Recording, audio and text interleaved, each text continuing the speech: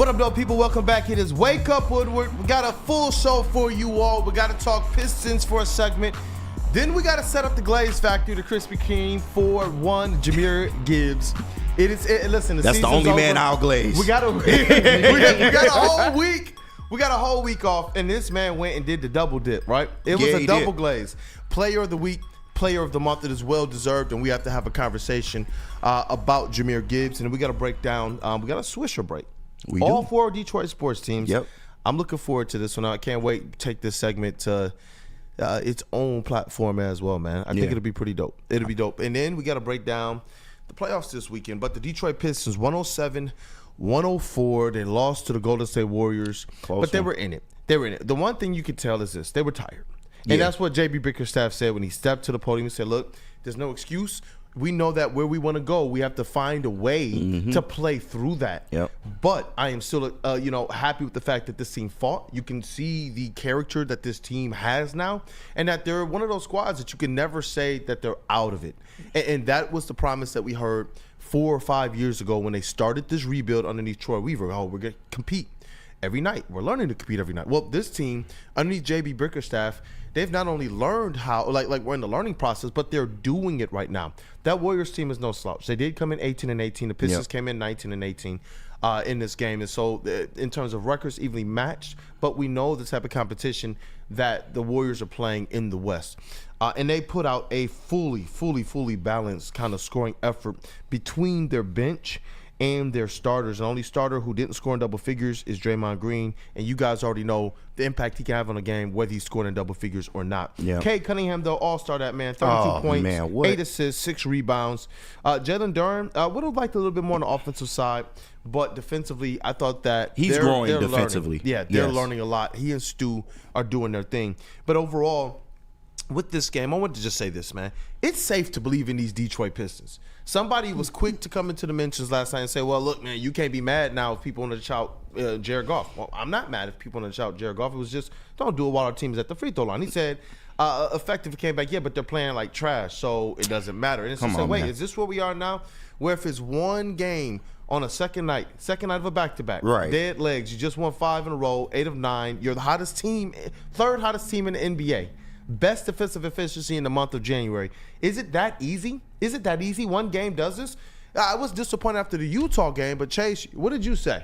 After that Utah game, we were disappointed. We were wondering which way was this team going to go? How were they going to respond?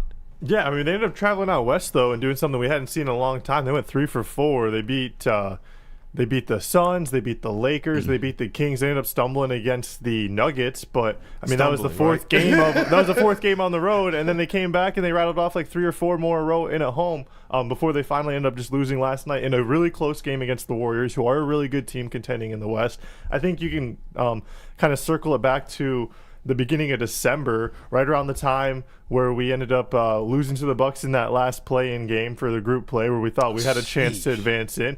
I think the team was really upset that they didn't get in. You know, we were fighting hard all throughout the play-in games, and then or the group play games for the NBA Cup, and then I think we were all disappointed. We fought hard against Miami, bounced back, poor play against Utah, but then, like I said, we traveled on the road, and ever since then, I think this team has showed that you have you can really believe in this team. You can trust them. They're going to go out and compete, even with the injury to Ivy. They haven't used it as an excuse, following the Lions' motto of next man up. Tim Hardaway, a late scratch last night. Yeah, I mean, Tobias Harris, the guy, I've been very critical of him. He's been playing a lot better since Ivy's injury. He stepped up his play in ways that we need him to do, like even before the injury, but now he's really doing it. So defensively, they're scrappy, man. I like the way they scrap and they don't back down, man. And like you said, if it's that easy, then you're not a true fan, and that's okay. But to sit here and say that this Pistons team doesn't compete every night, I can count on one hand the amount of times they've been just outright blown out this year. All of their games are literally within 2 to 3 possessions every single time, man. So you got to give it up for them.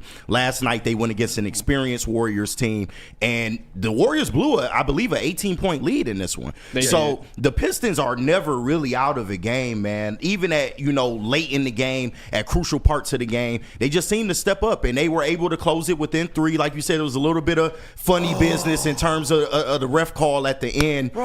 They had to reset. Cade absolutely did a masterful job getting the rebound. Open. And yeah, Tech was wide. He ended up missing it, but they called the whistle anyway. And then Malik Beasley at the end had a chance to tie.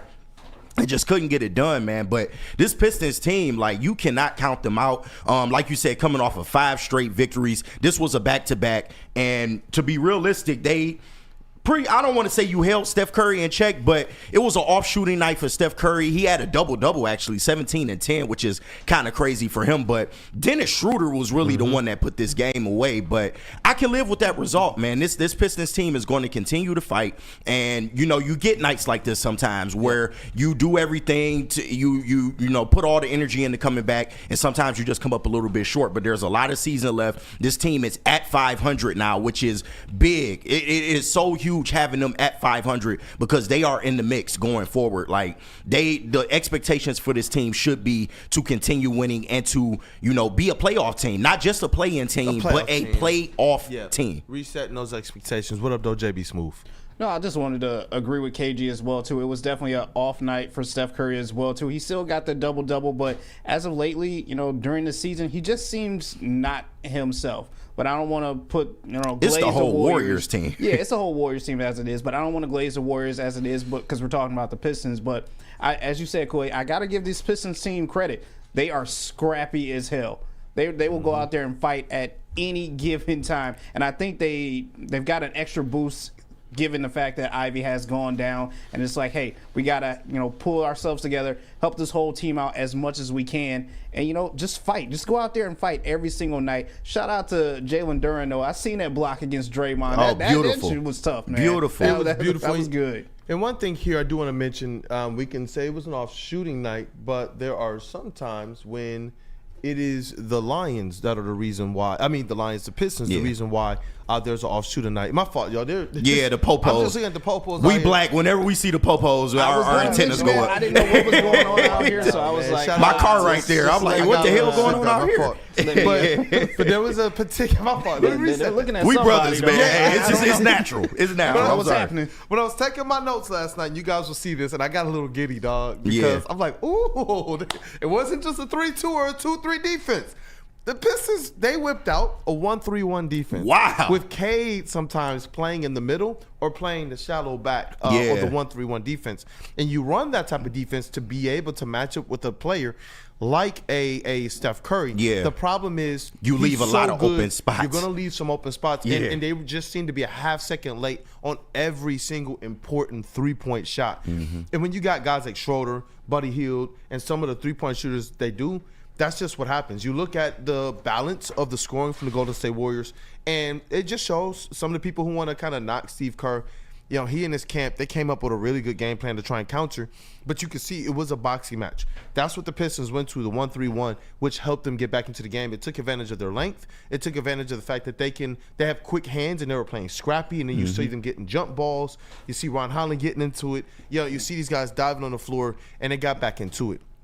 That's not necessarily defense you want to run all game. You want to put your men in zone man-to-man principles. Yeah. That's what you want them in. But it was nice to see them be able to go to that because it means they're learning. I don't remember them really deploying a defense like that before. But win, lose, or draw, man. We heard from Malik Beasley as well. Got the chance to ask him just from his perspective, this team, the compete level every night, the fight. Just to get his perspective on this as well. It is safe to believe in the Pistons again. Let's hear from Detroit's guy's son, Malik Beasley. I know it's not the result that you wanted tonight, but win or lose, what are you learning now about this team, especially the young guys? They're fighting their compete level every single night. Yeah, there's some dogs. We are some dogs. You know, we could have easily folded. We could have easily made excuses. That was a back-to-back. We were down 10.5, came back. You know, made a great run, and then, like I said, we just couldn't pull through. But to show the growth of this team, to show how hard we have each other's back. You know, Tim didn't play tonight, and so the next guy stepped up, and we just got to keep going. And I really, really value Malik Beasley's. I value his opinion because of where he comes from. Championship pedigree type player, been in winning situations. He's seen how it's done, and so for him to be cool, calm, and collected, and it's been a couple times this season he stepped to the podium. When the Pistons lost a close game like this. And it's almost as if, you know what, he's a settling hand. You want somebody who understands what's going on right now. Last year it was tough sometimes seeing a young player step to the press conference table and they don't know what to say, right? Because they ain't never been through this. But now there's expectation. And Malik Beasley, he was like, I ain't rattled, bro. Like, we dogs. We are dogs. So it was dope to see, man. They're not rattled. They're not concerned about what this loss means for the team. They're looking at this as disappointed, probably as we were with the Jazz.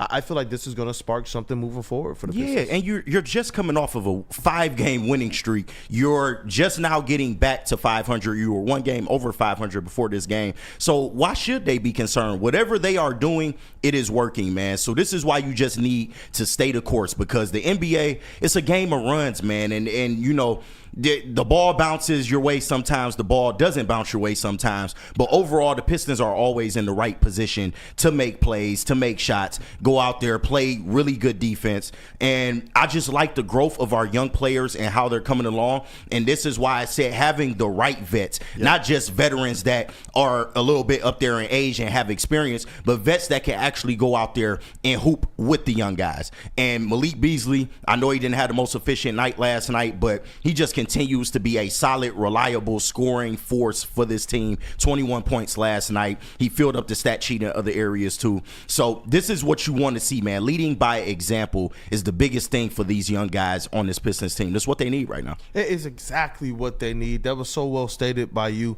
And just kind of seeing the vibes around the squad, I'm glad to see them disappointed and not broken. Yeah. I'm glad to see that they look like, you know what, we let one slip away. Because last year when K was there and it looked like someone unplugged the controller, he was just like, bruh, we are bad. Right, but like, look at the situation. This year, they're just like, dang, man, we let one slip away. I see them pissed. And you could tell like they can't wait to get back on the court. And so it's going to be interesting to see how they respond.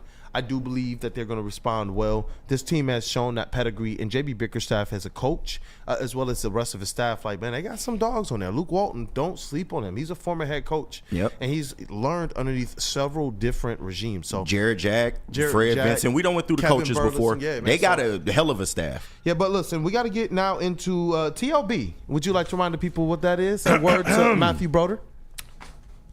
Talk Lions, bitch. It was one of the greatest hot mics of all time on this show. Yeah. That was my fault, but it created a moment, though. It was, and it's on wax now, man. So shout out to Jahmyr Gibbs, though, Player of the Month, Player of the Week, and the first Lions running back to get Player of the Month since, who do you think? Barry? Since Barry. No. Get the hell out of here. But that just go to show you the running backs that we've had in here. I mean, the best thing we had before that was maybe Reggie Bush, and that was old Reggie Bush. He was a 1,000-yard rusher, but it was a lot of emptiness in between that. So much promise through the years, and you know what? We're going to talk about it in this next segment. Hey, JB Smooth, you want to tell us about New Holland? Oh, absolutely. I'll tell you about New Holland. Tell me about also, that. Prayers up for Steve Kerr. I believe his parents, their home burnt down, given the fact of the California fires that are going on right now. So prayers to everyone right now. I know you're going through a lot. Big Just prayers. know that we got your back and we're thinking about you.